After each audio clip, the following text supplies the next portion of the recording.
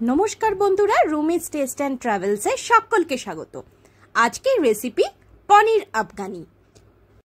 चलो ना देरी ना करे देखे नेওয়া যাক পুরো রেসিপিটা।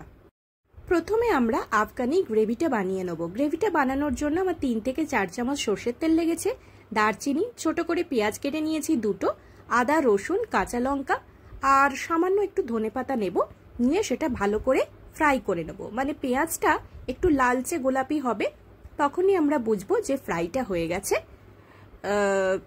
ফ্রাইটাকে তখন আমরা একটু ঠান্ডা করে নেব, ঠান্ডা করে নিয়ে সেটা মিক্সিতে পেস্ট করব।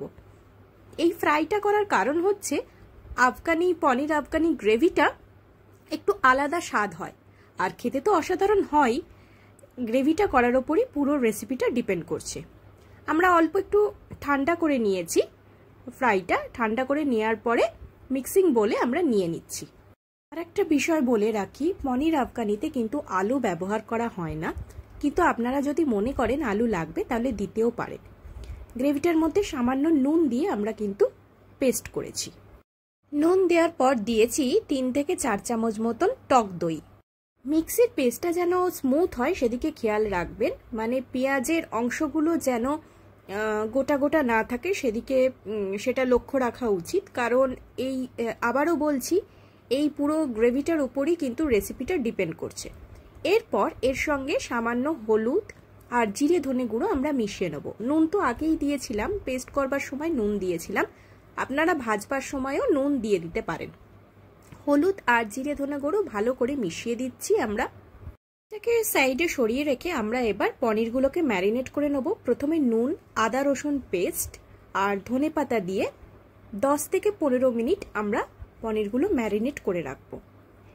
পনির আফগানিতে ম্যারিনেট করাটাও একটা ইম্পর্টেন্ট বিষয় আছে। গ্রেভিটাও যেরকম ইম্পর্টেন্ট সেরকম পনির ম্যারিনেট করাটাও ভীষণভাবে জরুরি। আর এর মধ্যে যদি কেউ গোলমরিচের গুঁড়ো দিতে চান তাহলে সেটাও দিতে পারেন, আমি গোলমরিচ গুঁড়োটা স্কিপ করে গেছি। 15 মিনিট পনিরগুলোকে ম্যারিনেট করার পরে আমি তেলেতে একটুখানি ভেজে নিচ্ছি, ফ্রাই করে নিচ্ছি, তবে লক্ষ্য রাখবেন খুব বেশি যেন ফ্রাই না হয়। এরপর কড়াইতে তেল নিয়ে নিয়েছি, ফোড়নের জন্য নিয়েছি তেজপাতা, দারচিনি, এলাচ, গোলমরিচ। তেলটা গরম হলে, গরম মশলার গন্ধ উঠলে আমরা যে পেস্টটা সরিয়ে রেখেছিলাম সাইডে, যে পেস্টটা আমরা করেছিলাম সেই পেস্টটা তেলের মধ্যে দিয়ে খুব ভালোভাবে নাড়াচাড়া করে নেব, প্রায় 5 থেকে 6 মিনিট মতন। গ্রেভি থেকে যখন তেল ছাড়তে শুরু করবে তখনই কিন্তু আমরা পনিরগুলো দিয়ে দেবো। পনির আফগানি রেসিপিতে অনেকে পনিরগুলো ম্যারিনেট করার পরে ডিরেক্টলি গ্রেভির মধ্যে দিয়ে নাড়াচাড়া করে নামিয়ে নেন, কিন্তু আমার ব্যক্তিগত মত বা রান্নার যেটুকু অভিজ্ঞতা আছে সেটুকু থেকে বলতে পারি, পনিরগুলো সামান্য একটু ফ্রাই যদি করে নেন তাহলে ভালোই হবে, খারাপ হবে না কিছু খেতে। পনিরগুলো ফ্রাই না করা হলে কেমন একটা কাঁচা কাঁচা মতন লাগে, সেই জন্য আমি সামান্য ফ্রাই করে দিই। তবে এটাও লক্ষ্য রাখবেন, গরম তেলের মধ্যে যদি পনিরগুলো অসাবধানবশত দিয়ে দেন তাহলে খুব বেশি পুড়ে যেতে পারে বা শক্ত হয়ে যেতে পারে পনির। আর পনির যদি একবার শক্ত হয়ে যায় তাহলে সেটার কাই বা গ্রেভি বা কারি নষ্ট হয়ে যেতে পারে। সেই কারণে পনির যখন ফ্রাই করবেন তখন একেবারে আঁচ মিডিয়াম থেকে লোয়ের দিকে রেখে দেবেন, তারপরেই পনিরগুলোকে ফ্রাই করে দেবেন। গ্রেভিটা কষাতে কষাতে আমার একটু নুন কম মনে হচ্ছিল, সেই জন্য আমি একটু নুন দিয়ে নিয়েছি। আপনারাও যখন গ্রেভিটা কষাবেন তখন একটু টেস্ট করে দেখবেন নুনটা ঠিক আছে কিনা। আমার এই গ্রেভিটায় জল দেওয়ার কোনো প্রয়োজন মনে হয়নি বা জল দিইনি, জল লাগেনি, কারণ হচ্ছে এখানে দই ছিল, দইয়ের মধ্যে সামান্য জল থাকে, সেটাতেই গ্রেভিটা বেশ পরিমাণ মতন, আমি যতটুকু পনির করেছিলাম তার পক্ষে যথেষ্ট ছিল। আপনারা যদি মনে করেন সামান্য উষ্ণ গরম জলও দিতে পারেন। এরপর গ্রেভিটা কষানোর প্রায় ঠিক হয়ে গেছে, তেল ছাড়তে শুরু করেছে, তখনই আমি ভাজা পনিরগুলো এর মধ্যে দিয়ে দিচ্ছি। ভাজা পনিরগুলো দেওয়ার পর 2 থেকে 4 মিনিট মতন কষাবেন, তার বেশি কিন্তু কষাবেন না, তাহলে গ্রেভিটা খুব একটা ভালো হবে না। মোটামুটিভাবে 2 থেকে 4 মিনিট পরই গ্যাসের ফ্লেম বন্ধ করে দেবেন। আমাদের পনির আফগানি একেবারে রেডি, দেখতেই পাচ্ছেন কত সুন্দর হয়েছে, আর কালারটাও তো অসাধারণ হয়েছে। এরপরে আমরা এর উপরে সামান্য একটু গরম মশলা ছড়িয়ে দেবো, ব্যাস আর কিচ্ছু লাগবে না।